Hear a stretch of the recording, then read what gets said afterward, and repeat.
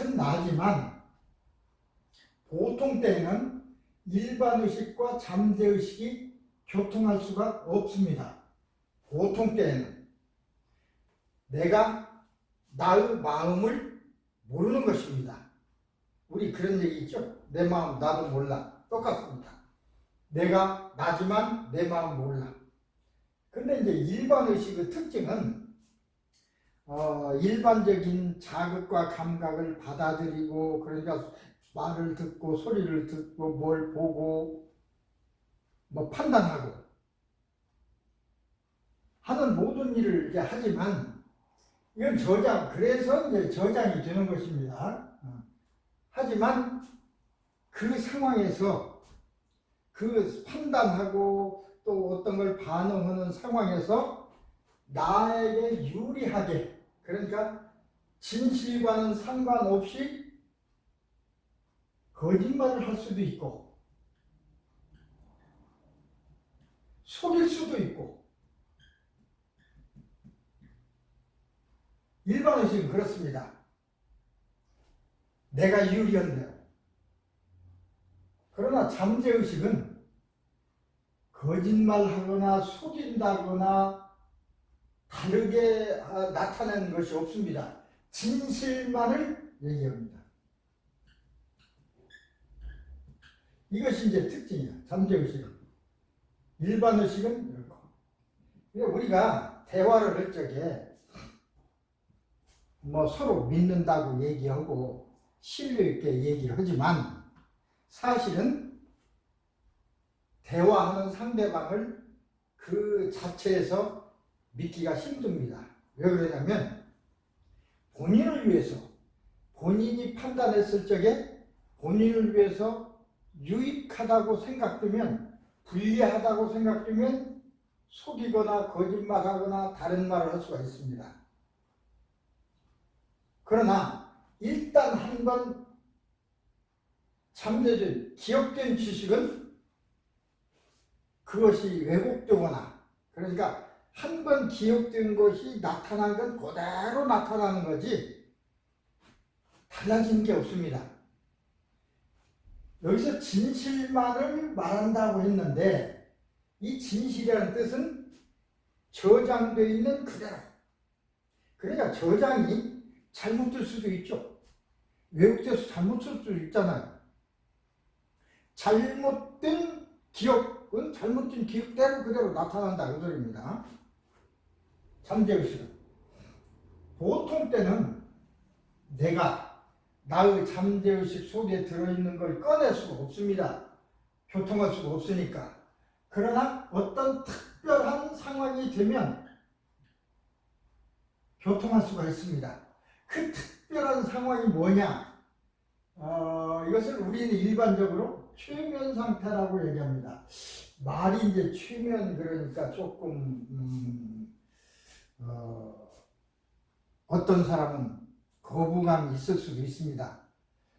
최면이라는 말이 나쁜 뜻은 아니지만 일반적으로 좀 부정적으로 이해되는 예가 많았기 때문에, 그런 역할을 한 경우가 많았기 때문에 최면 상태라고 하는 건 말 그대로 하면 최면, 재촉할 최,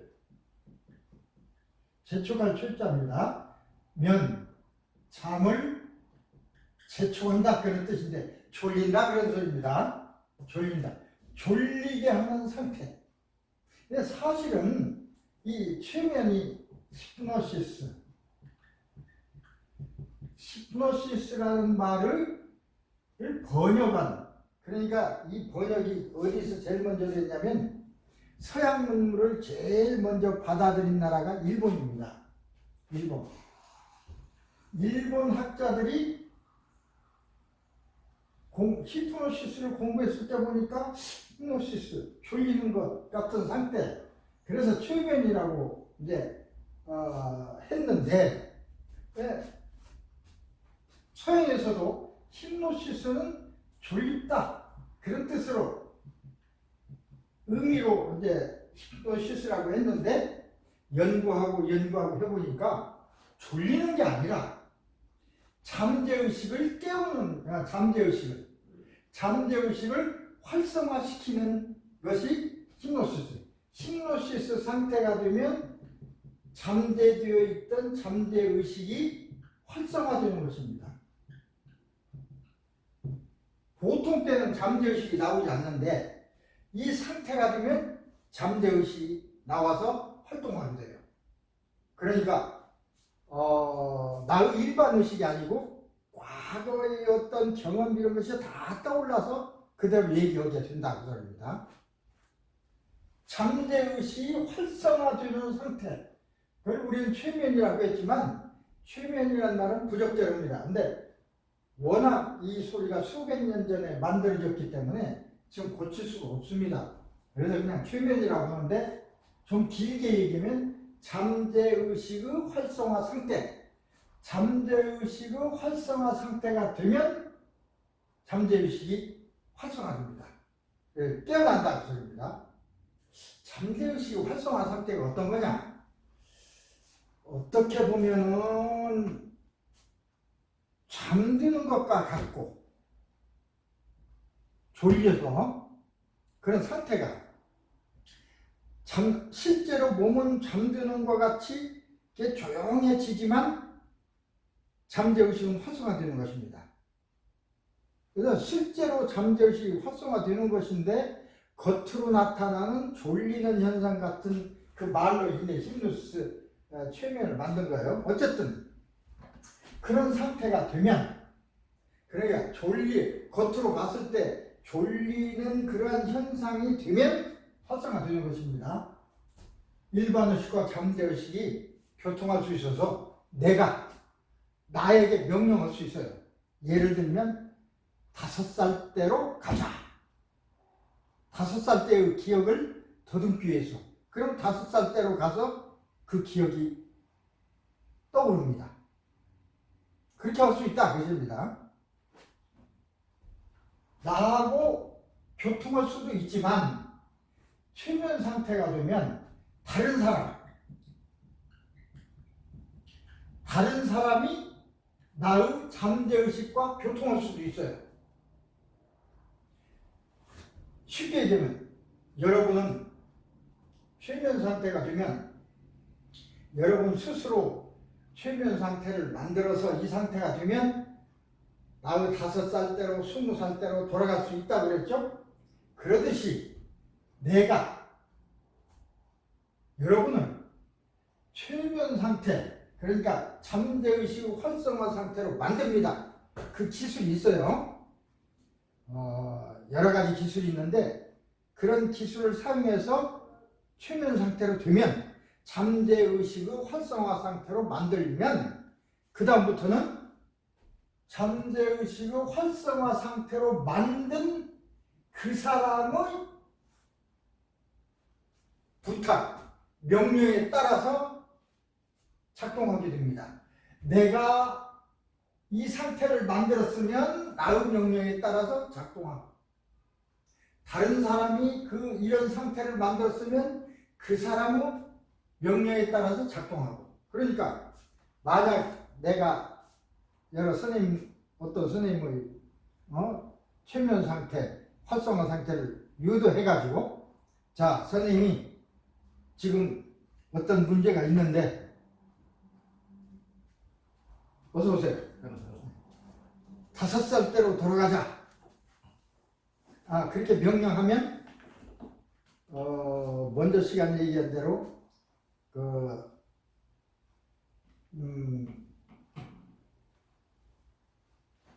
윤리 도덕에 어긋나지 않는 한 그 명령을 받습니다. 어떤 명령이든 5살 때 돌아가자면 그것이 돌아가요.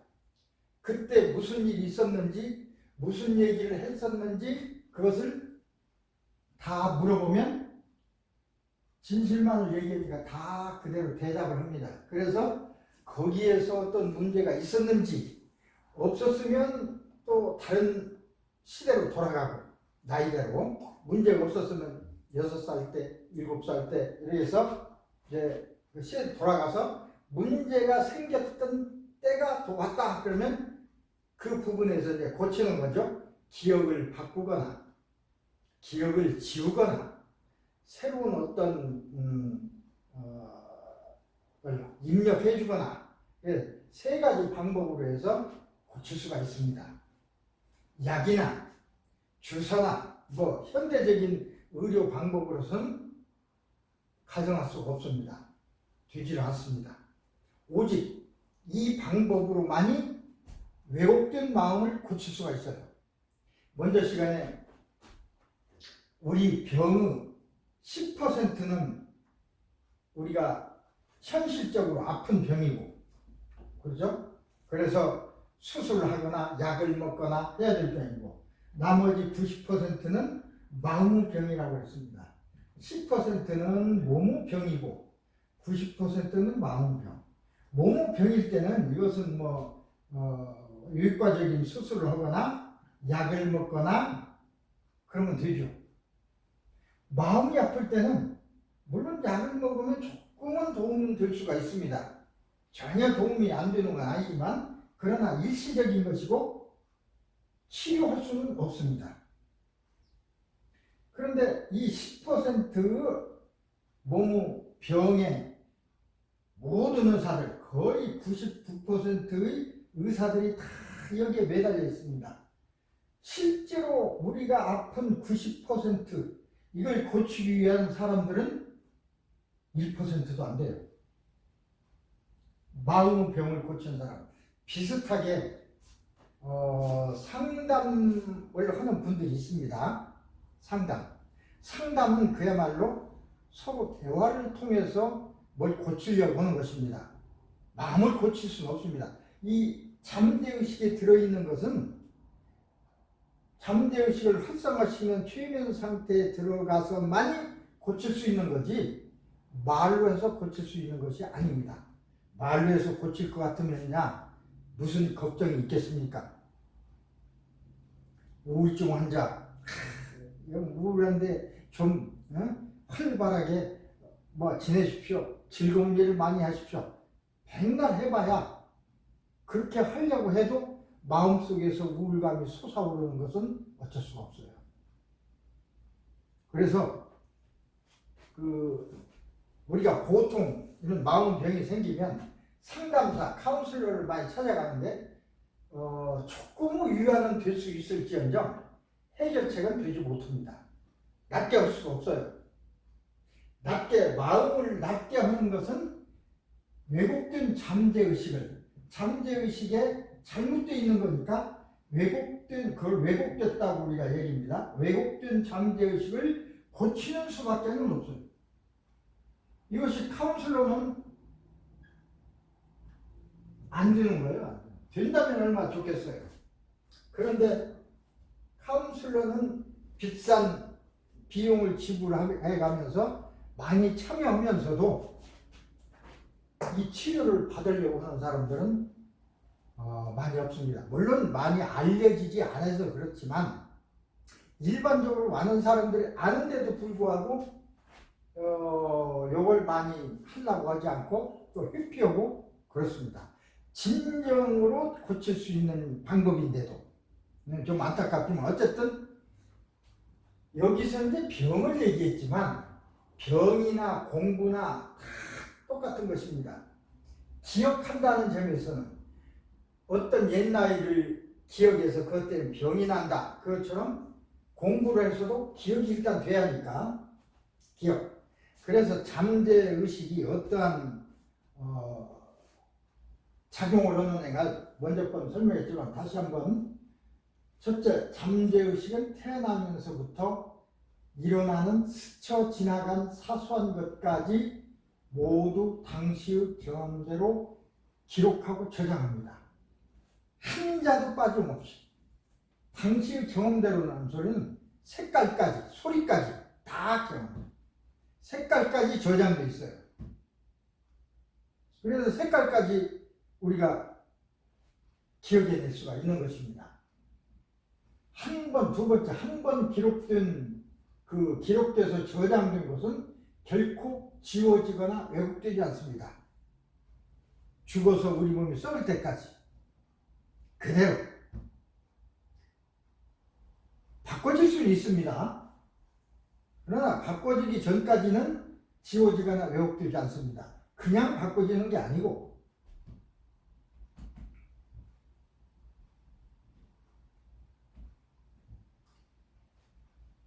세 번째는 잠재의식의 정보 저장 능력은 그러면 평생 동안 이걸 다 저장한다고 했는데 어느 정도일 것이냐. 우리가 60년도 살고 지금 100년도 사는데 더군다나 하루 24시간 스쳐 지나간까지 다 저장된다면 엄청난 건데 어쨌든 모든 것을 다 저장하고도 남습니다. 초대형, 이걸 비교해서 초대형 컴퓨터보다 더 초대형이고 초정밀 컴퓨터보다 더 초정밀하다 이렇게 표현을 했는데 이 말보다는 우리의 이 컴퓨터 그 저장 장치라고 우리가 비교를 한다면 평생 듣고 보고 경험한 걸 다 여기다 저장해도 10% 20%도 다 차지 않는다고 그럽니다. 그러니까 얼마나 거대한 것입니까? 인간처럼 말하고 행동하고 판단하기 위한 연구가 많이 요새 AI 연구가 되죠. 이 정밀한 AI, 그러니까 인간과 같은 AI를 만들기 위해서는 사람이 가지고 있는 모든 기억, 경험 이걸 다 저장해서 그걸 조합해야 인간과 같은 그런 활동을 하게 되기 때문에 참 지금까지 유사일에 지금까지 나온 모든 정보를 다 저장하려면 엄청난 대수 컴퓨터가 필요하고 예를 들면 일개 구역을 전 공장 한 일개 구역을 공장이라고 다 했을 때 컴퓨터를 꽉 채워놓는 지금 미국에 그런 거 생기죠. 그래서 그 컴퓨터 그 공장 속에 있는 컴퓨터를 돌리기 위해서는 최소한도 발전기 하나 60만 킬로와트 발전기 하나 발전소 하나가 필요할 정도로 많은 전력을 소모합니다. 그러니까 수십만 대의 컴퓨터를 넣어놓고 있는 거예요. 우리는 이 뇌로 하나인데 이것이 이 뇌 하나가 수십만 대의 컴퓨터랑 똑같다 소리입니다. 아직 인간이 가지고 있는 모든 지식을 다 저장할 수가 없어요. 많이는 했죠, 그 전보다. 그래서 비슷한 인간과 비슷한 AI들이 좀 많이 나오고 있어요. 어떤 사람들 걱정하기가 AI가 나중에 이렇게 해서 인간을 지배하는 거 아니냐 뭐 이런 얘기도 있고 그런데 어떤 분들은 결코 그러한 일이 있을 수는 없다고 하지만 그러나 그 지능 가지고 있는 어떤 능력을 발현하는 정도는 우리 지능이라고 그러죠. 우리는 100 못 되는 사람부터 뭐 130, 200 이렇게 있습니다. AI는 200과 가까이 가고 있는데 만약에 100의 지능을 가진 사람은 지금 AI보다 능력이 떨어지는 것이 되죠. 실제로 그렇다고 해서 뭐 AI가 인간을 지배할 것이냐는 잘 모르겠습니다. 어쨌든 상황이 그렇습니다. 그래서 우리가 공부를 안 하고 기억을 안 하고 그래서 그렇지 할 수 있다면 엄청나다 그 소리입니다. 네 번째, 잠재의식은 정보를 당시의 순간처럼 생생한 오감으로 저장합니다. 오감이라는 건 색깔, 소리, 느낌, 맛 이런 것까지 그대로 다 저장합니다. 그대로 오감으로. 언제부터 오감으로 저장할까? 이런 의문이 들어서 한 20년 전에 한국의 모 어떤 대학에서 실험을 한 일이 있습니다. 오감은, 감각은 언제부터 느낄 수 있는가? 그 시작은, 결론은 태아 때부터. 이게 태아도 여러 가지 있어요. 수정되는 순간부터 태아 1년이면 이제 낳게 되죠. 10개월이면 대개 수정 순간부터 한다는 건 좀 그렇고 약 12주 이상이 되면 그때부터 저장 능력이 발생합니다. 이때는요 엄마 몸속에 있으면서 지금 우리는 눈에 보이는 것만 이렇게 보는데 이 태아일 때는 엄마 뱃속에 있으면서 오감을 다 느낍니다. 바깥도 보이고 소리도 들리고 냄새도 다 느낄 수가 있습니다. 태아 때부터. 놀랍죠? 그러니까 태아 때부터 기억이 다 있는 것입니다.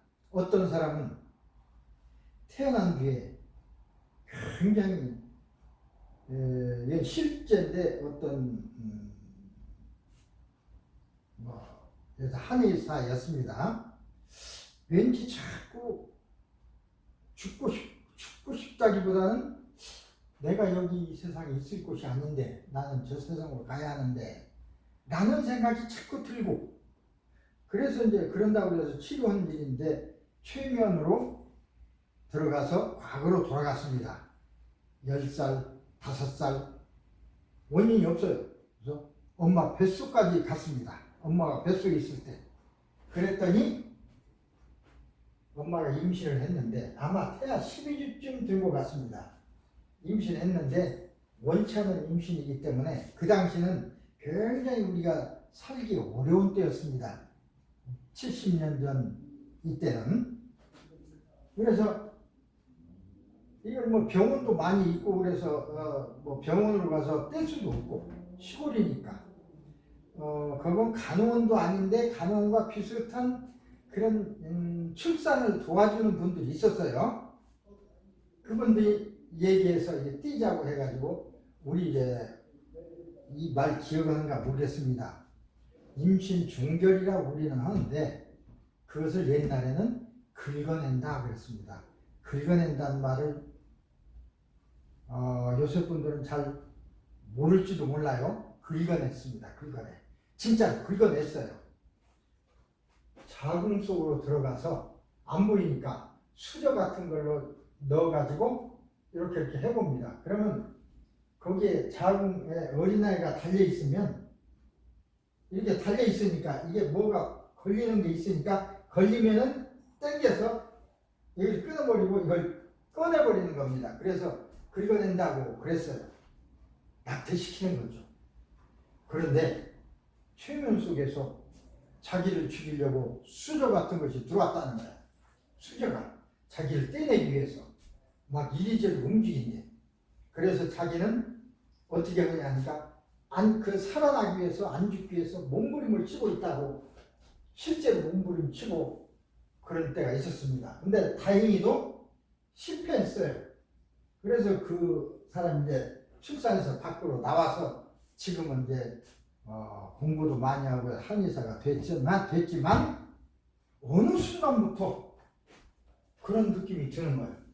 그래서 찾아 들어가 보니까 임신 12주 때 자기를 낙태시키려고 했던 그런 경험이 떠오르고 이것이 지금 앓고 있는 우울증의 원인이냐고 물으니까 그렇다고 대답을 했습니다. 그래서 이 치료 방법이 있죠? 치료 방법은 여러 가지 있을 수 있어요. 나쁜 것은 예를 들어서 잘못된 것은 지워버리거나 할 수 있지만 이러면 지워버리거나 할 수가 없잖아요. 실제의 상황이고 그래서 그때 상황을 이제 설명해 줍니다. 옛날에는 그 어머니 선생님을 임신했던 그 당시는 참으로 먹고 살기가 힘들었고 전쟁이기 때문에 어려웠다. 그래서 자식을 하나 낳는다는 것이 무척 부담스럽고 그래서 떼내려고 한 것이지 당신이 미워서 그런 것은 아니다. 다행히 하늘의 도움으로 이게 살았으니 이제 엄마를 원망하지 말고 엄마는 당신을 무척 사랑하시니까 그걸 이해시키고 이제 이해가 됐느냐고 묻고 그때 당시 상황이 이해가 갑니다. 이제 엄마가 나를 미워서 그런 것이 아니고 삶이 힘들어서 그런 걸 이해합니다. 라고 해놓고 이제 최면을 깨웠습니다. 그러면은 임신 12주 때 나를 죽이려고 했어. 내가 죽을 것 같아. 어떤 그 경험이 그 기억이 어떻게 바뀌냐면 이게 어려워서 지금 이런 것이지 결코 나가 미워서 그런 건 아니다. 그래도 나는 이제 살았잖냐. 이렇게 기억이 이제 바뀌니까 죽고 싶은 생각이 이제 없어지는 거죠. 그래서 이제 그런 것이 이제 치료 방법이 됩니다. 여기서 자세하게 다 얘기할 수는 없는데 어쨌든 그 마음을 바꿔주는 것입니다. 태아 때부터 그런 경험 있어요. 다 경험이 됩니다. 수저가 들어왔는데 무슨 색깔이냐 하니까 은색이에요. 오감으로 다 저장하고 있어요. 뱃속에 있다고 해서 안 보이는 게 아닙니다. 깜깜한 게 아닙니다. 뱃속에서 바깥 다 보입니다. 우리가 태어나는 순간 그 능력이 없어집니다. 소리도 다 듣습니다. 그래서 임신했을 때 부부간에도 조심해야 됩니다. 속에 아기가 다 보고 듣고 있습니다. 물론 부부의 사랑하는 것은 괜찮습니다. 싸운다든지 어떤 그런 스트레스를 준다든지 엄마가 같이 힘들어한다든지 그러면 아기도 같이 힘들어하고 그 영향을 받는 것입니다. 그래서 태아에게 음악을 들려주고 좋은 산천 구경도 하고 옛날에 뜻이 있는 사람들은 그랬습니다. 잠재의식을 이해하기보다는 이해를 해설하기 아니라 그렇게 했어요. 근데 그게 실제로 효과가 있고 그렇게 해야 된다는 것입니다. 지금도 마찬가지입니다. 5번째, 잠재의식은 죽어서 뇌세포가 활동을 완전히 중지하는 순간까지 24시간 활동합니다. 일반 의식은 피곤해요. 하다 보면 피곤해서 쉬어야 됩니다. 잠을 자야 됩니다. 어서오세요. 잠을 자야 돼요. 그래서 대개 8시간 정도는 쉬거나 잠을 자야 되죠. 그렇지 않으면 저절로 잠이 들어버립니다. 그런데 잠재의식은 24시간 태어나면서부터 죽을 때까지 자지를 않습니다. 그래서 자는 순간에도 이건 깨어 있어서 모든 것을 다 그 상황에 저장하는 거죠. 그 예로 그 엄마가 아기를 안고 깊이 잠이 들었습니다. 근데 아기가 배고프니까 소리를 냅니다. 젖달라고. 조그마하니까 소리만 귀에 들리지도 않을 거예요. 깊은 잠에 빠졌는데 그 소리 딱 들리면 젖 꼭지를 아기에게 물려줍니다. 자는 순간에도 이게 잠재의식이 하는 거예요. 그건 잠재의식은 다 원치고 있어요. 뇌세포가 활동을 완전히 중지하는 순간까지 24시간 결코 잠들지 않습니다. 죽는 순간 우리가 죽어서 썩어버리면 이제 그 작동이 멈추는 거죠.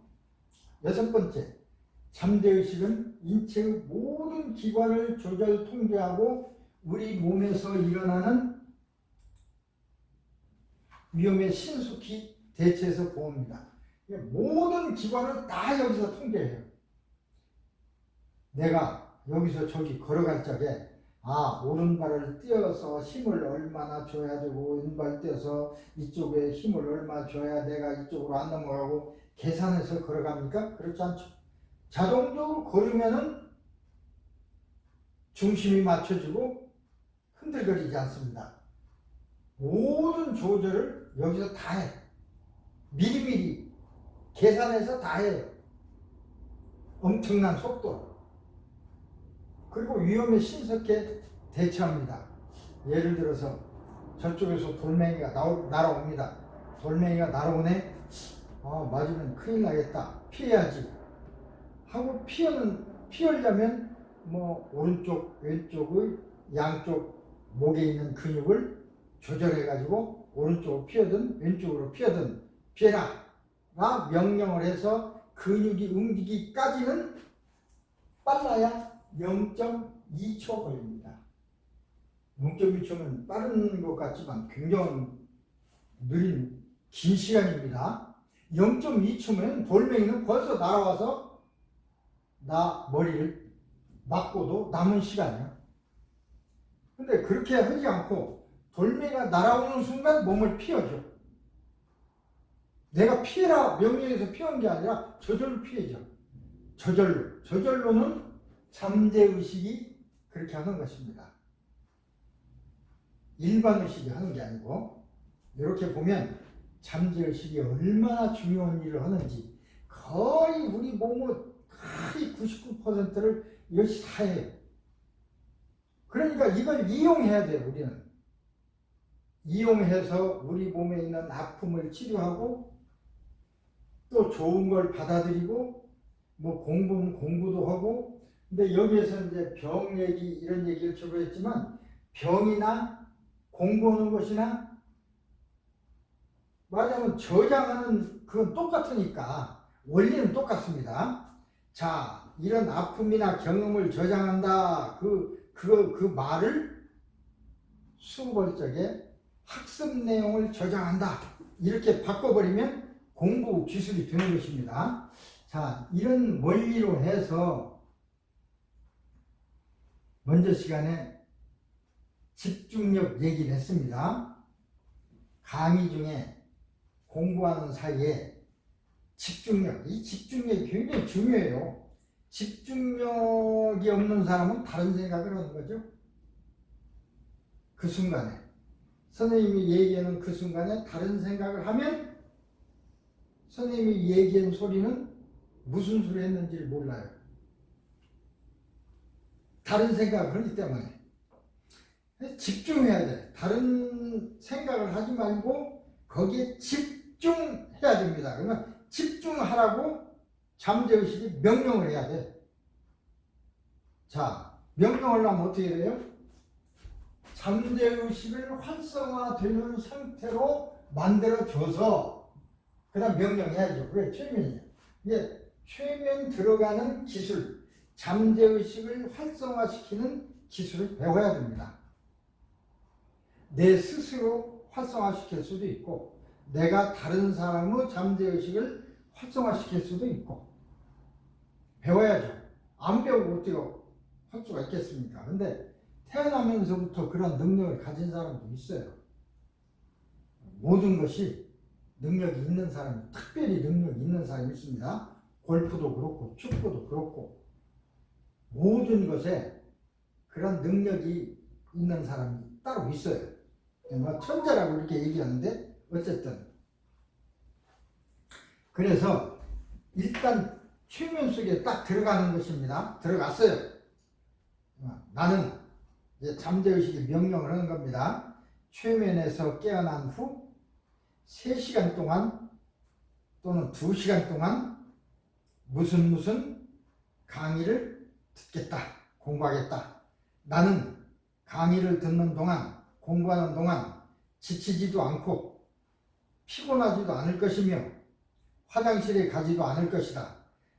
대개 공부 못하는 사람들이 공부 시작하면 졸려 피곤해서 그게 이제 하기 싫어서 하는 행동입니다.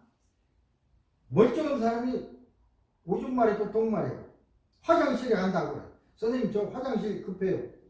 그게 다 깨버리는 거예요. 화장실이 급하지 않은 건 아닙니다. 급한 상태가 돼. 그래야 그걸 안 해야 되니까. 그런데 그런 것을 없애는 거예요. 피곤하지도 않을 것이며 화장실에 가지도 않을 것이다. 그리고 공부한 내용이 잘 정리되어 잠재의식에 기억될 것이다. 기억하라. 라고 명령하고 자 시작. 그러고 나서 공부하면 되는 것입니다. 그러니까 두 가지 방법이 있어요. 일단 최면 속에 들어가서 명령을 하고 다시 최면을 깨어나서 공부를 하는 것인데, 깨어나서 공부를 할 수도 있고 아니면 최면 속에서 그냥 최면 속에서 명령을 하고 그대로 공부를 하는 경우가 있어요. 최면 속에서 공부하는 것입니다. 깨어나서 공부하나 최면 속에서 공부하나 뭐 잠재의식 활동하는 거 똑같으니까 두 가지. 최면 상태에서 공부할 수도 있고 최면에서 깨어나서 공부할 수도 있고, 그건 선택입니다. 그래서 공부를 난 뒤에 만약에 깨어나서 공부를 했으면 상관이 없지만 최면 속에서 그대로 공부를 했다. 그럼 공부가 다 끝났어. 공부가 다 끝났을 때 깨어나야 되겠죠. 최면 속에 있던 사람은 자, 지금 공부가 다 끝났다. 하나, 둘, 셋으면 깨어난다. 그래서 깨워야 됩니다. 깨워야 돼. 물론 깨어나서 온 사람은 안 깨어나도 상관없겠죠. 어쨌든 두 가지 방법 어떤 걸 사용해도 똑같습니다. 깨어나야 되는데 안 깨어난다 하더라도 문제는 없어요. 어서오세요. 문제는 없어요. 왜 그러냐면 일정한 시간이 되면 자동적으로 깨어나니까 최면은 위험한 것이 아닙니다. 두 번째는 기억력. 문제는 이제 집중력이 참 제일 중요하고 집중해야 되죠. 집중이 안 돼. 누구나 어른도 그러고 애들도 그러고 다 강의 들으면 집중력이 안 돼요. 다른 생각을 합니다. 어른경 같은 어쩐 일이 아니고 친구와 만나서 술 마시며 다방에서 커피 마시며 즐겁게 얘기했던 생각이 나고 그 순간은 공부해봐야 소용없어요. 또 요새는 많이 이 핸드폰을 이용해서 여러 가지 하니까 그거 쳐다보고 있으면 그 쳐다보는 순간은 말이 안 들리는 거죠. 집중력이 되지 않아요. 집중력. 그래서 미국 어느 주 우리 캘리포니아인가요? 여기서는 학교 와서는 셀폰을 사용하지 못하도록 하는 법안을 만들어서 지금 주에 올렸습니다. 그래서 또 그러면 안 되냐 그러는데 학생들의 집중력이 문제가 되니까 학교에서는 그럴 수밖에 없죠. 근데 학교 등교 시간 동안에 그걸 하나도 사용하지 못하게 한다 그러면 또 문제가 생길 수도 있죠. 급한 어떤 상황이 있을 때, 이런 때다 문제가 있을 수 있는데 어쨌든 오죽하면 그런 법을 만들겠습니까? 두 번째는 기억입니다. 기억이 잘 돼야 돼. 아무리 한 시간 내에 수업을 들었어도 기억이 안 나면 안 돼요. 그러니까 기억이란 저장을 하는 거죠. 우리 아무리 자판 두들기다가 저장 딱 눌러서 저장을 해야지 저장 않고 그냥 가면 어때요? 소용없죠? 한 시간 동안 워드 프로세서 한 것이 다 소용없어. 저장 버튼을 눌러야 그 순간에 저장이 되고 그것이 영원히 내가 꺼내볼 수 있는 거지. 저장 않고 그냥 가보세요. 전기 나가거나 코드를 뽑아버리면 저장이 없어졌으니까 다시 이것을 기억을 되살릴 방법이 없죠. 저장이 안 됐으니까. 저장하는 게 중요해요. 그것이 이제 기억입니다. 기억력. 이것도 잠재의식에게 명령하는 겁니다. 모든 건 잠재의식이니까 잠재의식한테 확실히 명령해야 돼요. 나는 깊은 최면 속에서 지금부터 1시간 동안 영어 강의를 듣는다 또는 수학 강의를 듣는다. 좋습니다. 나는 공부하는 동안 지치지도 않고 피곤하지도 않을 것이고 화장실에 가지도 않을 것이다. 그리고 공부하는 내용이 잘 정리되어 잠재의식에 기억될 것이다. 잠재의식이 기억한다. 또 이대로 말을 만들어 소리가 아닙니다. 말은 자기 나름대로. 그리고 공부한 내용이 잘 정리되어 잠재의식이 기억된다. 기억하라. 좋습니다. 그러면 그 명령을 받은 잠재의식은 그렇게 하는 것입니다. 명령을 하면 되는데 명령조차 하지도 않고 있으면 안 되죠.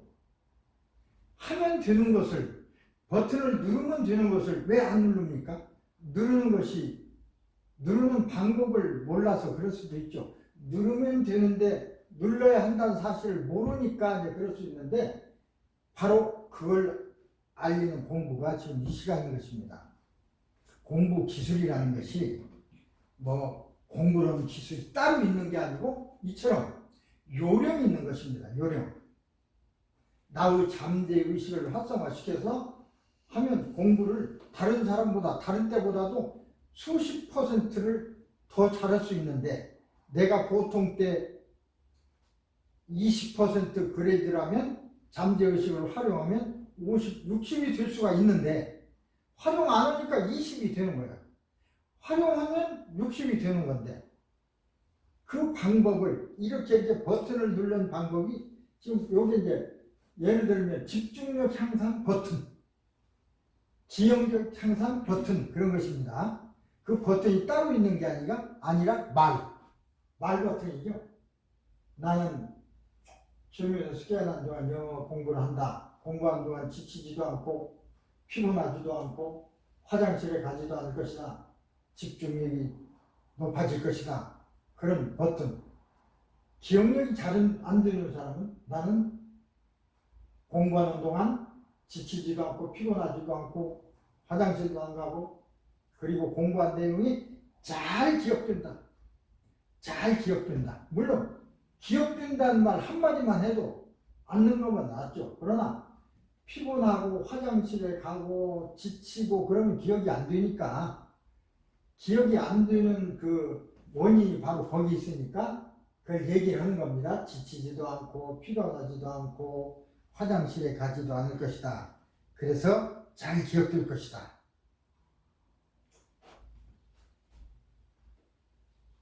그 다음에 이제 세 번째는 지난 시간에 한 이걸 좀 하고, 빠르게 읽는 방법이 있다고 했습니다. 지금 하는 건 집중력, 기억력을 향상시키는 겁니다. 빠르게. 이 빠르기라는 건 대단히 중요합니다. 똑같이 공부를 하는데 어떤 사람은 잘하고 어떤 사람은 못하고, 그러니까 똑같은 시간 공부한다고 하지만 그게 똑같은 시간이 아닙니다. 어떤 사람은 책을 읽는데 천천히 읽어서 한 페이지 읽는데 3분이 걸립니다. 어떤 사람은 눈알을 빨리빨리 돌리고 빠른 속도로 읽기 연습을 해서 1분에 읽을 수가 있습니다. 1분에 책 읽는 사람하고 3분에 읽는 사람하고는 3배의 차이가 나죠. 3배의 차이가 납니다. 한 권을 30분에 어떤 사람이 읽는다면 이 사람은 10분에 한 권 읽는 것입니다. 그러면 전체 권수로 얘기하면 늦은 사람은 한 권에 한 권밖에 못 읽는 사이에 빨리 읽는 사람은 3권을 읽는 거예요. 하루 공부하는 것을 이 사람은 3일 공부를 하는 겁니다. 굉장히 차이죠. 내가 그런 얘기를 한 일이 있습니다. 저도 중고등학교 선생님을 한 10년 하면서 박사과정을 했는데 중요한 것은 시간이었습니다. 제가 공부할 시간은 새벽 2시부터 아침 7시까지 5시간 뿐이었습니다. 그래, 보통 사람들은 8시에 학교 가서 밤 10시까지, 뭐 어떤 사람은 더, 그래서 16시간을 공부하기도 하고 20시간을 공부하기도 하고, 그렇게 해도 연구에 달성하기가 힘든데 나는 다른 사람 최소한도 16시간 공부할 적에 나는 5시간 공부하면서 어떻게 했습니까? 16시간 공부하는 사람이 4년 동안에 박사학위 따기가 힘든데 나는 그대로 한다면 12년 걸려도 힘들 거 아닙니까? 이 사람 4년을 찍어 난 12년 걸려야 돼. 어떻게 그렇게 하겠어요? 그래서 내가 다른 거 이거 기억력 이것도 중요하지만 가장 중요한 게 시간이다. 그래서 빠르게 읽는 방법을 연습을 했습니다. 그때 당시에 이제 밖에 나가면 속도법을 가르치는 곳이 있고 그랬어요. 속도법. 빨리 읽는 법이죠. 그런데 지금 생각해 보면 그 사람이 가르치긴 했는데 확실히 어떤 걸로 저는 자고한 그런 걸 못 느꼈습니다. 그래서 그 어떤 방법보다는 연습을 하자. 그래서 그때부터 소설책을 읽기 시작했습니다. 그때 이제 무협지라고 해서 무협지인데 재밌습니다. 보통 사람은 이 무협지 한 200페이지짜리 한 권 읽는데 3일 걸려요. 천천히 읽는 사람은. 빨리 읽는 사람은 한 3시간, 5시간 걸려요. 나는 이걸 한 수백 번 읽었을 거예요. 빠른 속도로. 그래서 다른 사람 3시간 걸릴 때 나는 1시간이면 읽습니다. 1시간이 다 읽어요. 뭐 책장을 슬슬 넘기는 속도가 되겠는데 다른 사람보다 3배만 빨리 읽자. 그러면은 내 5시간이 15시간이 되니까 이 사람 보고 경쟁할 수 있겠다 싶어서 내 목표를 3배 빨리 읽기로 목표를 잡았습니다. 주변에 그 읽는 연습을 해가지고 빨리 읽었어요. 실제로. 그래서 저는 지금도 굉장히 빨리 읽습니다. 책을. 다른 사람보다 2배 정도 이상 빨리 읽을 수 있을 거예요.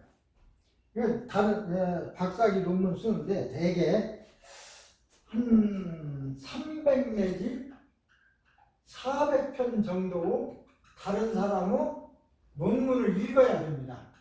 논문을 읽어서 이걸 참조를 해야 돼요. 요새 나무 논문을 이렇게 베끼는 것 때문에 문제가 많이 되는데 참조하는 사항은 괜찮아요. 여러 사항은 누구 논문을 참조했고 여러선 누구 논문을 참조했는데 나는 이렇게 생각한다. 이게 논문이거든요. 그런데 나는 이렇게 생각한다. 여기에 다른 사람의 이야기를 쓰면 안 되는 거예요. 그래서 15% 이상이면 표절을 한 거고 그렇게들 얘기하는데 어떤 사람은 표절 다 해서는 사람이 있죠. 표절하면 안 돼. 그러나 표절을 안 해도 인용을 할 수는 있어요. 인용은 많이 할수록 좋아요. 그래서 300 내지 400편의 논문을 읽어야 되는데 그 논문들이 한국말로 되어 있냐? 그게 아니라 러시아에서도 오고 미국에서도 오고 중국에서 일본에서 세계 각지에서 오기 때문에 그러나 각지에서 온다 하더라도 엑스트랙트라는 그 초록은 반드시 영어로 쓰게 돼 있어요. 영어로 해서 읽을 수가 있어야 돼. 300~400개의 논문을 다 읽고서 그걸 인용하고 이제 그래야 됩니다. 빨리 읽지 않으면 10년 동안 읽어야 돼, 말하자면. 그래서 나는 빨리 읽기의 연습으로 4년 다른 사람과 같이 학위를 받을 수가 있었습니다. 내가 머리가 특별히 좋고 그런 것도 아닙니다. 이 빠르게 읽기. 근데 이 빠르게 읽는 방법이 또 있더라고요. 나는 몸으로 익히느라고 굉장히 힘이 들었어요. 근데 지금 생각해 보니까 그때 잠재의식의 활성화 기술을 배웠더라면 쉬울 텐데 이제 와서 이제 옛날 일이지만 지금은 그래서 내가 그렇게 어렵게 하지 말고 잠재의식 활성화 기술만 배우면 아주 쉽게 될 텐데, 쉬운 방법을 알려주겠다고 그렇게 여기에서 목을 높여서 여러분 이게 몇 명 안 되는 앞에서도 얘기해주고 단 한 사람이라도 지금 여러분 몇 분 있지만 그 중에 단 한 사람이라도 이걸 깨우쳐서 잘할 수만 있다면 나는 만족입니다. 왜냐하면 그 사람은 그 나름대로 또 다른 공헌을 할 수가 있으니까. 아주 빠르게 읽기 암시도 쉽습니다. 여기 자, 내가 셋을 세는 즉시 빠르게 읽을 수 있는 나의 모든 능력이 최대로 든다. 하나, 둘, 이렇게 하는 겁니다. 내가 나에게 명령을 하는 거예요. 하나, 둘, 셋. 이 하나, 둘, 셋이 중요해요. 내가 이제 시범을 보일 때 어떤 학생이 나오잖아요. 그러면 내가 하나, 둘, 셋, 이렇게 하거나 하는 이 신호가 굉장히 중요해요. 이 신호를 해서 그 학생이 주저앉을 수도 있고, 뛸 수도 있고, 뛰어라면 뛰고, 주저앉으라면 앉고, 쓰러져라면 쓰러지고, 그 명령어는 신호, 이게 중요합니다. 하나, 둘, 셋, 이게 명령어야. 그렇게 하면 빠르게 읽어져요. 처음부터 그냥 빠르게 읽는 게 아니라 자꾸 연습하면 빠르게 읽어져. 네 번째는 학습 장애를 제거. 이게 공부를 하는데 무언가 나를 공부를 자꾸 방해하는 게 있어. 다른 생각이 난다든지, 하게 되면 다른 어떤 이상한 생각이 난다든지, 그게 떠오른다든지, 뭐라고 할 수 없는 어떤 방해, 오줌 마렵고, 또 졸음이 오고, 그거 말고도 다른 거, 그게 이제 학습 장애라고 합니다. 그러니까 학습을 하다 보면 그것 학습을 못하도록 방해하는 것들이 많이. 그러니까 이 얘기를 들으면 다른 생각이 나. 옛날 어떤 생각, 어저께 친구하고 어떤 하던 대화 생각, 이런 것이 장애예요. 그걸 하나하나 다 할 수가 없으니까 그것이 낙엽이다, 이렇게 생각하는 거야. 낙엽 때문에 내가 지금 길을 가기 힘들어. 자, 나는 낙엽을 태워버리는 거예요. 그 학습에 장애되는 많은 것들 낙엽이라고 생각해요.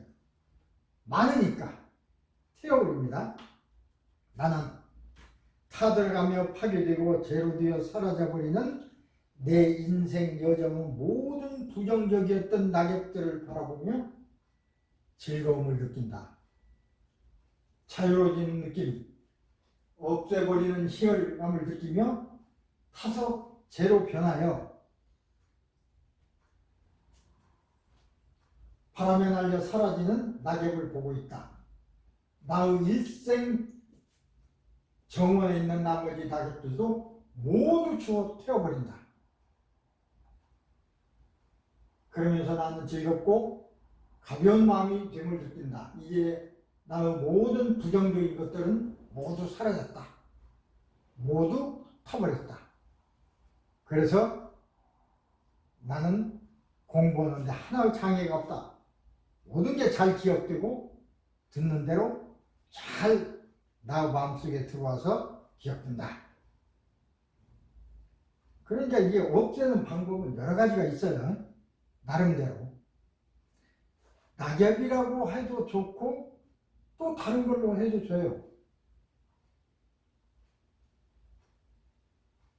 생각에 따라서. 또 낙엽만이 그 말을 만든다, 그것이 아닙니다. 다섯 번째는 목표 달성을 위해서. 자, 내가 목표 달성을 해야겠는데, 예를 들어서 100m를 10초에 뛰어야 되겠는데, 이게 목적에 뭘 다 외워야 되겠는데, 공부를 하면 이 책을 다, 노트를 기억이 다 나야 되지 않습니까? 시험장에 들어가려면. 그럼 기억력이 많이, 학습 능력이 많이 향상돼야 되죠? 자, 그런 목표. 집중력이 높아진다든가, 기억력이 높아진다든가, 학습 능력이 높아진다든가, 향상된다든가, 이런 것들. 그런 목표가 달성될 수 있죠.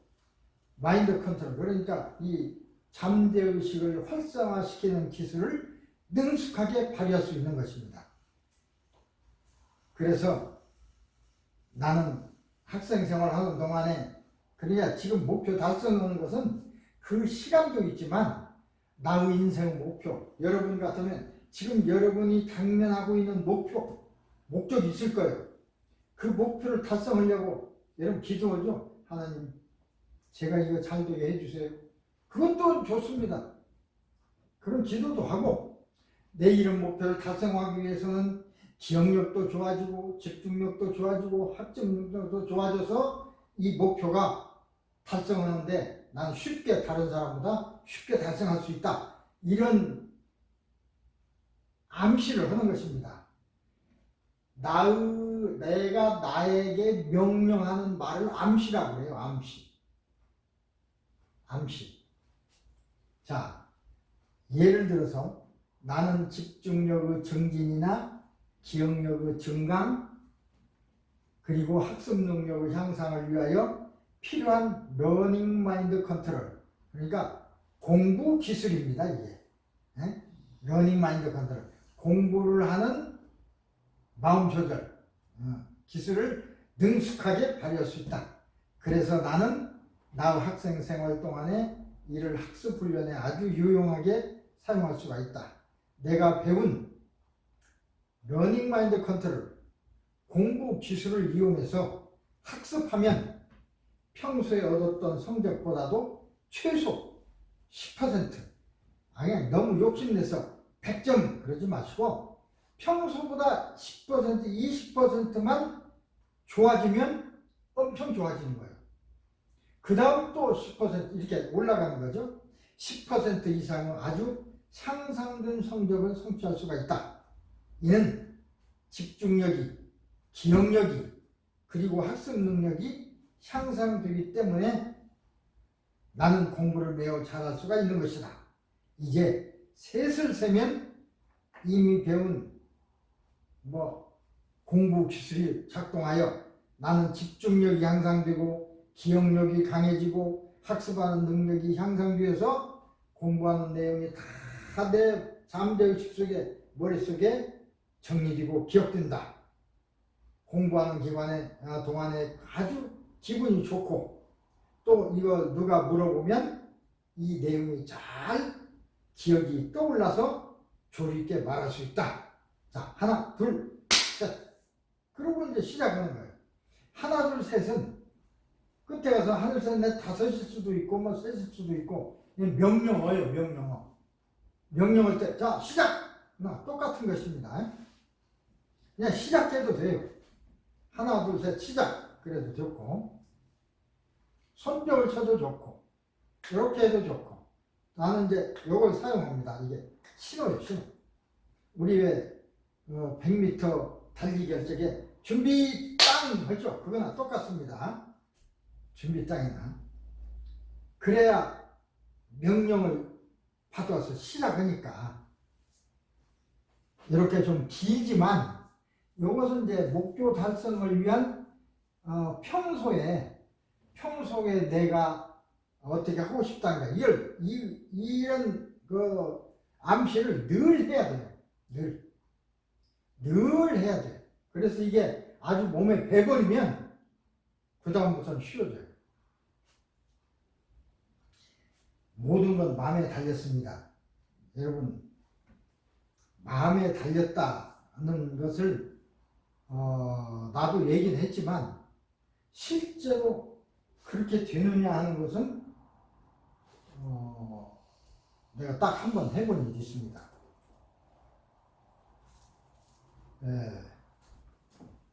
내가 하고 싶다고 그래서 진짜 되느냐? 요새 이제 그 어떻게 보면 보통 사람이 못하는 어떤 거, 뭐 그런 걸 하는 것도 마찬가지입니다. 거기에 대한 얘기를 먼저 번에 제가 드리는가 모르겠는데, 다른 사람도 많은 사람이 하고 있더라고요. 그래서 예를 들어서 계란 위를 올라가서 걷는 거.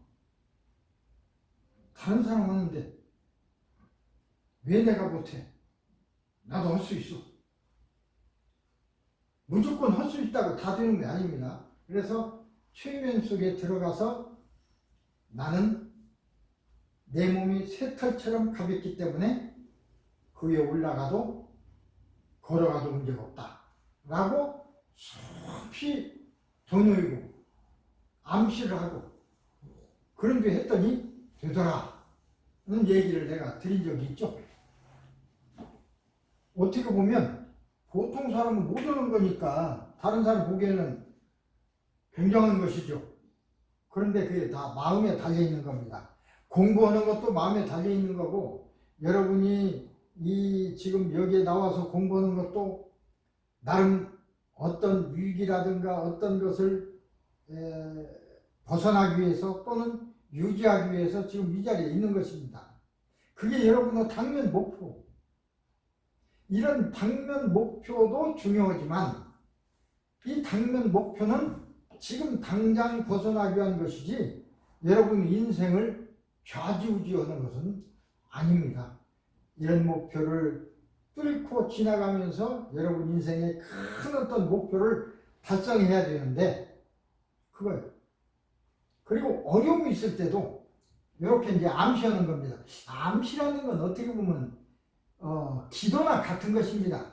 뭐 내 마음에다가 명령해도 좋고 아니면 내가 믿는 어떤 신 하나님께 명령은 아니라 얘기해도 좋고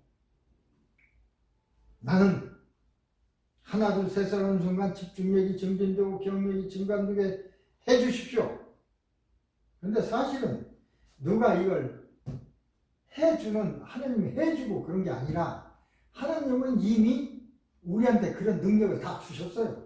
사실 어떻게 보면 부자 되게 해주세요, 건강하게 해주세요 그런 부탁은 이미 하나님은 너 건강하고 행복하게 부자로 잘 살아라 그렇게 했는데 빌 필요가 없죠. 그대로 살면 되는 거지. 하나님 명령이 그렇게 하셨으니까 나는 부자로 건강하게 잘 살아야겠다. 잘 살아야지. 이게 옳은 것이지. 이제 그 기도 방식이나 이런 사람에 따라 좀 마음이 다를 수 있습니다. 저는 그렇게 생각합니다. 하나님이 뭐 한가한 분이 아니고 우리 날 때 이미 다 복을 주셨어요. 너는 잘 살다 오너라. 건강하고 행복하게 잘 인간 세계에서 살다 오너라 라고 축복 다 해주셨어. 태어나는 순간에. 그런데 우리가 더 거기서 할 게 뭐 있어요? 축복에 따라서 나는 건강하고 행복하게 잘 살다 가야지 라고 결심을 하고 그렇게 행동을 하고 그렇게 해야지. 잠재의식을 유행해서 더군다나. 자, 그 다음에 상상력을 위한 암시 얘기하겠습니다. 이 공부하는데 중요한 것이 상상입니다. 상상.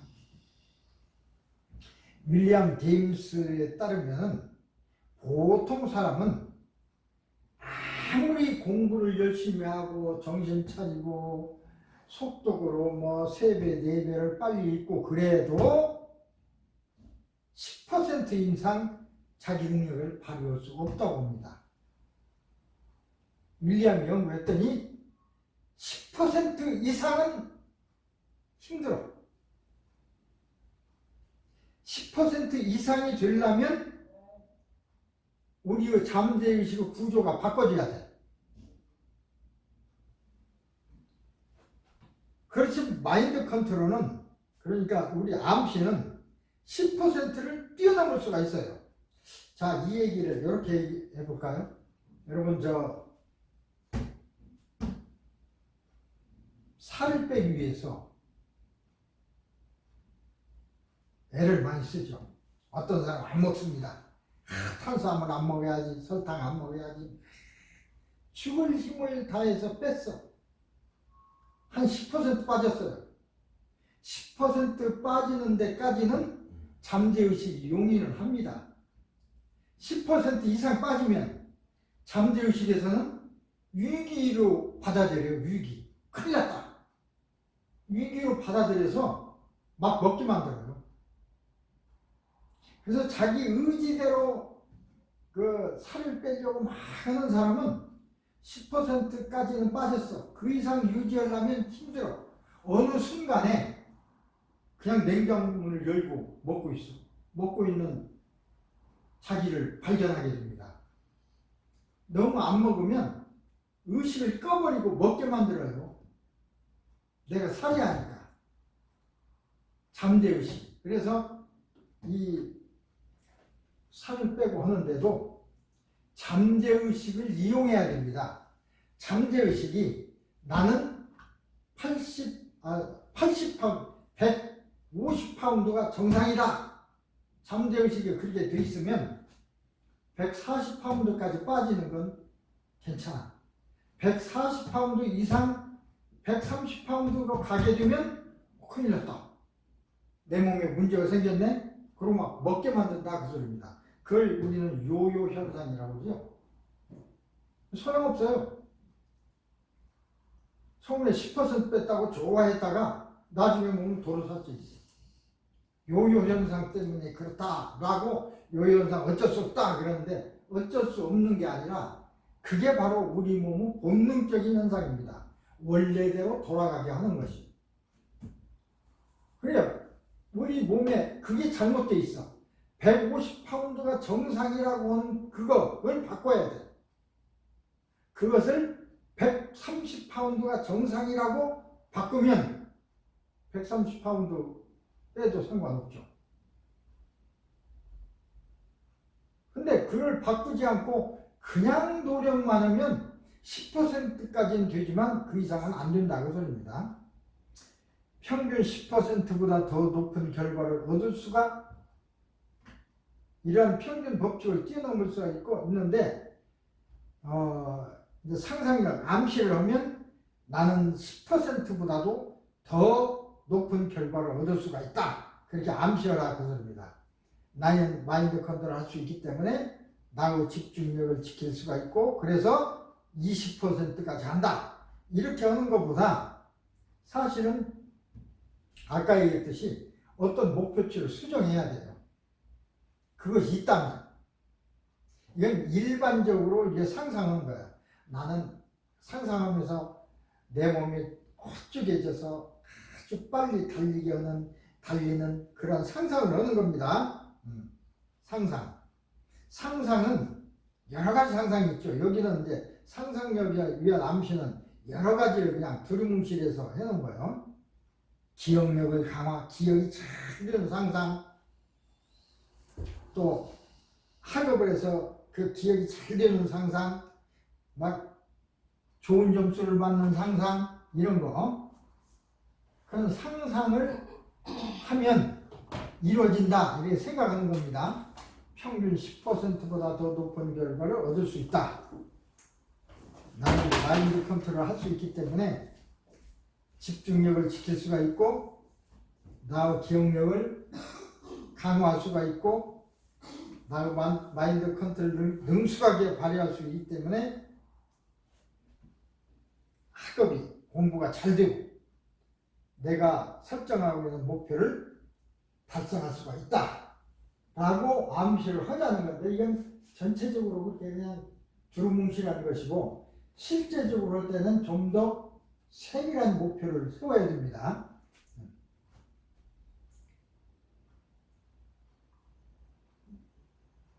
두 번째는 요 얘기는 하고 다음 시간 또 다시 복습 겸해서 다시 하겠습니다. 학습. 복습, 시험. 그러니까 학습하는 것도 요령이 있고 복습하는 것도 요령이 있고 시험 준비하는 것도 요령이 있습니다. 여러분의 아들, 딸을 무조건 점수 적게 맞아왔다고 혼낼 게 아니고 공부는 이렇게 하고 복습은 이렇게 하고 시험 준비, 시험 때는 이렇게 한다고 하는 걸 가르쳐줘야죠. 요령을. 그 요령을 가르쳐주지도 않고 무조건 잘못했다고 하면 애들은 어떻게 할 것입니까? 못하는 거예요. 못하는 걸, 할 수 없는 걸 자꾸 시키면 회피. 엄마를 보기 싫어하고 아버지를 만나기 싫어하고. 왜? 계속 그런 소리만 하니까. 그럼 너는 잘할 수 있어. 이렇게 하면 잘해. 이렇게 해봐. 그러면 방법을 알려주면 한번 해봐야 되겠네? 그런 생각이 들 거 아닙니까? 자, 학습 시간을 단축시킬 수가 있습니다. 예를 들어서 아까 왜 내가 읽을 적에 3배 빨리 읽듯이 똑같은 것입니다. 빨리 읽으면 학습 시간이 단축되죠. 나는 깊은 최면 속에서 최면에 일단 들어가야 됩니다. 공부를 하거나 책을 읽으면 평소보다 빨리 읽을 수가 있다. 이완하고 집중력이 증가되기 때문이다. 이완되면서 마음머리는 매우 빨리 회전한다. 나에게는 공부하고 있으면서 무기력해지는 일이 전혀 없다. 대개 공부하면 무기력해지죠. 읽고 있는 내 눈의 움직임은 빠르며 보통 때와 반대로 하는 겁니다. 책을 읽다 보면 글씨가 잘 안 보여. 느리네. 빠르며 책장을 넘기는 내 손의 움직임도 빠르다. 노트를 정리할 때도 빠르게 써야죠. 어떤 사람은 칠판 한번 쳐다보고 앉아 쓰고 한 번 동안은 선생님이 지울 때 다 못 받아 쓰고 선생님 아직 안 썼어요. 그런 학생들이 많습니다. 빠르게 쓸 줄 알아야 돼. 빠르게 쓰고 설명을 드려야지. 그리고 분명하게 쓴다. 나의 잠재의식이 내가 공부하고 있는 내용 중에서 가장 중요한 것만을 골라내주기 때문이다. 내가 노트하고 있는 것은 나의 공부에 큰 도움이 되는 아주 중요한 것들이다. 나는 깊은 최면 속에서 공부하고 책을 읽을 때 나의 브레인 활동은 최고조에 이른다. 이것은 이제 내가 그냥 여러분에게 강의하기 위해서 좀 체계 있게 쓴 글입니다. 꼭 이대로 하라는 게 아니에요. 조금 두서 없어도 상관이 없어요. 나름대로 꼭 이대로 할 게 아니라 여러분 나름대로 나는 이렇게 해야 되겠네. 그럼 그대로 쓰면 돼요. 내용만 크게 다르지 않으면 돼. 예를 들어서 공부하고 있으면서 무기력해지지 않는다. 내 눈의 움직임도 빠르고 빠르게 읽을 수 있다. 또 빠르게 써서 노트할 수 있다. 분명하게 쓴다. 어떤 사람은 노트하다 보면 나중에 자기 글씨 자기가 못 읽는 사람도 있어. 잘못 써서. 싫으니까. 분명히 잘 써야 돼. 그런 것들을 내용만 똑같으면 말이야 어떻게 바꾸든 소용없습니다. 내가 하고자 하는 내용을 다 넣어야 돼요. 암시 속에. 학습 시간 단축을 하려면 나는 이런 것이 필요해. 이제 선생님 스스로도 해보세요. 사람마다 좀 다를 수 있어요. 책을 빨리 읽어야 되겠다. 그 다음에 집중해야 되겠다. 머리 회전이 좀 빨라야 되겠구나. 공부하는데 공부하기 싫어지는 그런 것이 좀 없어야 된다. 또 눈알도 잘 돌아가야 된다. 귀도 똘못하고 책장을 넘길 때도 빨리빨리 잘 넘기고 또 필기할 때도 볼펜이 잘 빠르게, 그리고도 아주 똑똑하게 잘 쓰고, 그래서 내가 문제점을 가지고 있는 걸 다 암시하는 거예요. 아까 기도와 암시는 비슷하다고 했는데, 암시든 기도든 세밀하게 해야 돼요. 예를 들어서 하나님 저 잘 살게 해주세요. 기도 아닙니다. 어떻게 잘 살게? 기도를 하고 싶으면 그렇게 할 게 아니라 하나님 저 이런 장사를 하고 있습니다. 예를 짜장면, 내가 짜장면을 만들어서 파는데 이 여러 가지 음식을 넣어서 만들어서 손님들 입맛에 딱 맞아서 많은 손님들이 이 음식을 먹도록 해주세요. 그렇게 해야지. 무조건 돈 벌게 해주세요 그러면 하나님 어떻게, 방법이 없잖아요. 자상하게 될 수 있으면 아주 자상하게. 기도는 자상하게, 확실하게, 상세하게 그렇게 해야 기도를 들어주십니다.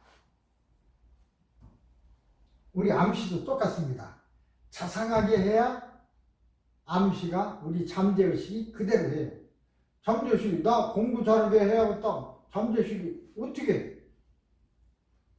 예를 들어서 집중력이 좀 증가. 나는 집중력이 약하니까 집중력이 좀 돼야 되고 빨리 읽어야 되고, 그렇게 해줘야 잠재의식에서 집중력도 강화하고 빨리 읽고 빨리 쓰고 잘 쓰고 그렇게 하지.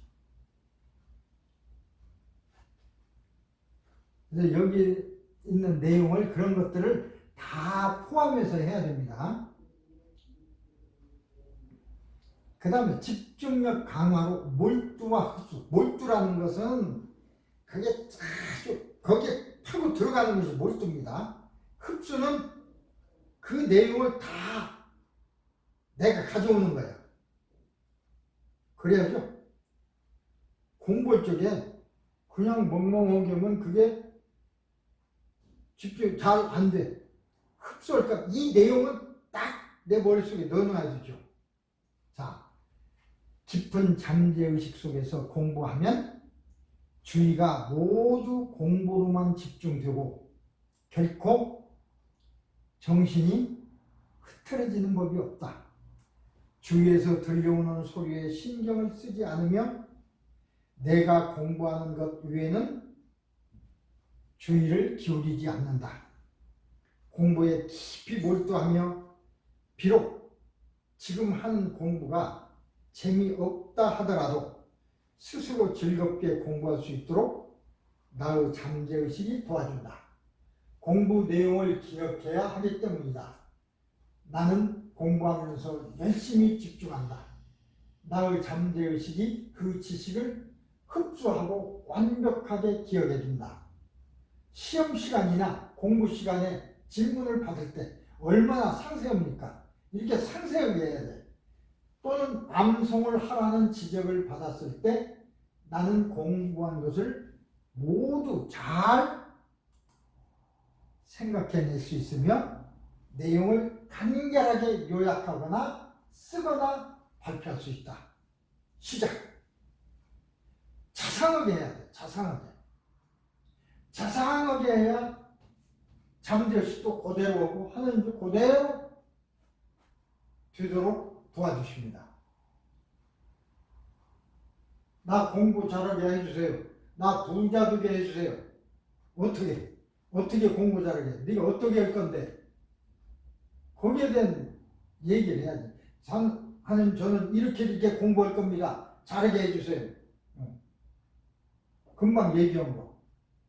잠재의식 속에서 공부하면 모두가 공부로만 집중되고 정신이 흐트러지는 법이 없게 하시고 주위에서 들려오는 소리에도 신경 쓰지 않고 선생님 말에만 주의가 기울이고 공부에 깊이 몰두하고 공부가 서령 재미없다 하더라도 아주 즐겁게 공부할 수 있도록 내 잠재의식이 도와주고 공부 좋은 재미있는 공부가 어디 있습니까? 재미있는 공부도 있긴 있지. 관심 있는 건 재미있고 관심이 없는 건 재미없죠. 뭐 모든 게 다 관심 있을 수도 있지만 관심이 있는 것이 따로 있기 때문에 관심이 있는 것만 공부한다고 되는 게 아닙니다. 이 세상은 관심이 없는 것도 좀 알아야 되고 관심이 있는 건 더 많이 알아야 되고 이제 전공이 되죠. 그래서 공부하는 거에는 주의를 기울이지 않는다. 공부에 깊이 몰두한다. 공부 내용을 기억해야 하기 때문에 나는 몰두해야 된다. 공부하면서 열심히 집중한다. 그건 자상하잖아요. 잠재의식이 그걸 흡수하도록 완벽하게 기억해야 된다. 시험 시간이나 공부 시간에 질문을 받았을 때 또 암송하라 지적을 받았을 때 나는 공부한 것을 모두 잘 생각해내고 내용을 간결하게 요약해서 발표할 수 있다. 그냥 난 공부한 걸 발표할 수 있다 그러면 중원고 10분 동안 헛소리 막 할 수 있어요. 요약해서 간결하게 발표할 수 있다 그러면 딱 요약해서 간결하게 요약하는 게 대단히 중요합니다. 다른 사람한테 얘기할 때는 여러 얘기하는 것보다 간단하게 요약해서 한 줄로 딱 그렇게 하는 사람이 능력 있는 사람이고 잘하는 사람입니다. 그리고 끝에 가서는 시작 또는 하나 둘 셋 명령어예요. 명령어. 잠재의식에게 명령하는 말입니다.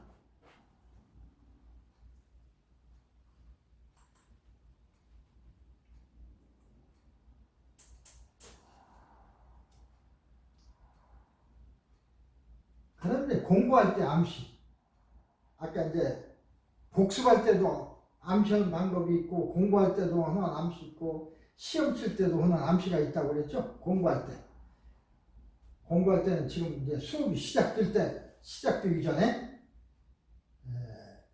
잠재의식을 활성화시키는 겁니다. 최면 속에 들어가는 거예요. 그 기술은 배워야 된다고 그랬어요. 나는 지금부터 3시간 동안 2시간 동안 공부 기술을 공부할 것이다. 공부하는 동안에 나는 졸리지도 않고 피곤하지도 않으며 화장실에도 가지 않을 것이다. 나의 잠재의식의 엄청난 능력이 나를 그렇게 도울 것이기 때문이다. 그리고 공부하는 내용이 일목요연하게 잘 정리되어 나의 머릿속에 잘 기억된다. 어떻게 보면 같은 얘기가 계속 반복되고 있어요. 우리에게 많은 요구가 있는 게 아닙니다. 공통적이요. 예를 들어서 졸리지 않아야 된다, 피곤하지 않아야 된다는 공통적인 소리요. 그렇지만 암시를 할 때 반드시 이걸 넣어야 잠재의식이 그 암시를 그대로 실행하는 것입니다. 어떤 때는 나는 자면서 공부할 수 있다. 그렇게 명령할 수도 있어요. 어떤 때는 나는 졸지 않고 공부한다. 그럴 수도 있고. 공부 시간에는 선생님이 강의하고 있는데 자면서 공부한다. 그러면 되겠어요? 졸리지 않고 공부한다. 그래야 되겠죠. 피곤하지도 않고. 대부분 피곤하거든. 화장실에도 가지 않을 것입니다. 조금만 더 끝나겠습니다. 나의 잠재의식의 엄청난 능력이 나를 그렇게 도울 것이기 때문이다.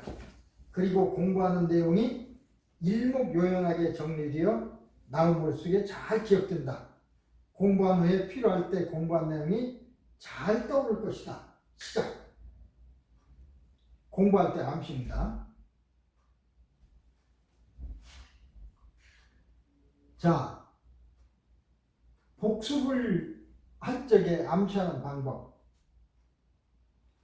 이 강의를 또 인터넷을 통해서 이게 듣는 분을 위해서 마무리까지 잘 하겠습니다. 복습을 위한 암시. 이제부터 불과 5분 동안에 지금까지 공부한 내용을 복습한다. 실제로는 1시간이나 걸리는 것이지만 이미지를 통하여 복습하면 나의 사고 과정은 이미지를 떠올리고 복습한테 그만큼 빨라진다. 복습할 적에 이미지, 공부했던 그때의 모습을 떠올리는 겁니다. 기억 속에. 선생님이 쓸 때 어떻게 쓰더라, 어떤 제스처를 하더라, 그런 것까지 다 떠올리면 기억이 더 쉬워집니다. 이미지가 그래서 중요합니다. 그만큼 복습이 빨라지고. 자, 여기 있죠. 불과 5분 동안에, 5분 동안이라는 말을 했어요. 공부는 60분 동안 공부했잖아요.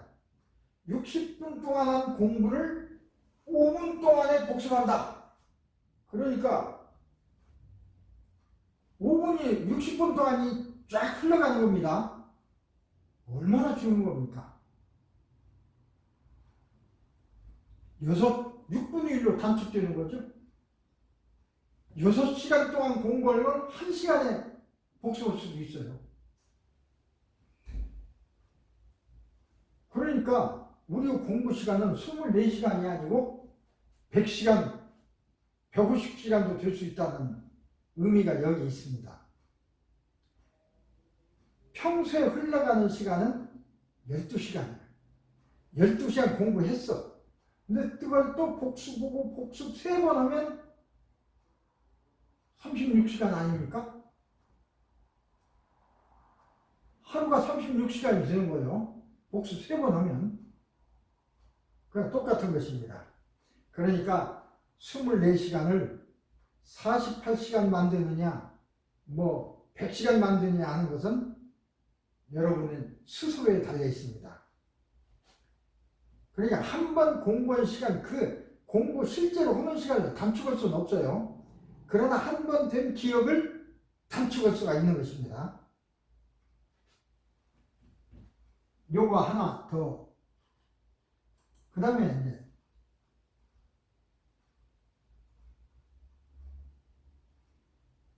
상상훈련이 있습니다. 상상훈련이란 실제로는 안 하면서 머릿속에서만 하는 겁니다. 최면 속에서.